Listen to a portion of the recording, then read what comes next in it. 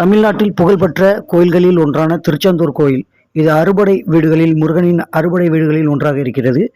இங்கு தெய்வானை என்ற கோயில் யானை பராமரிக்கப்பட்டு வருகிறது.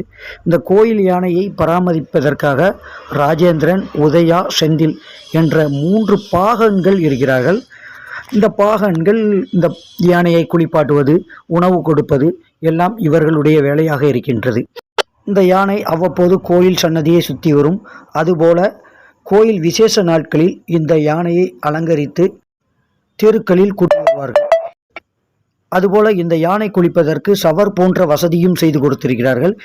இன்று யானையை குளிக்க வைத்திருக்கிறார்கள். குளிக்க வைத்த பின்னாடி உதயா பாகன்களில் 3 பாகன்களில் ஒருவரான உதயா அவர்கள் தனது சொந்தக்காரன் சிசுபாலனுடன் சேர்ந்து உணவு கொடுப்பதற்காக சென்றிருக்கிறார்.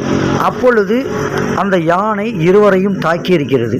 இருவரையும் தாக்கியதில் சிசுபாலன் அந்த இடத்திலேயே உயிரிழந்திருக்கிறார்.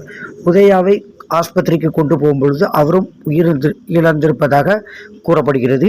இது அந்த திருச்செந்தூர் கோயில் வளாகத்தில் பெரும் பரபரப்பை ஏற்படுத்தி இருக்கிறது.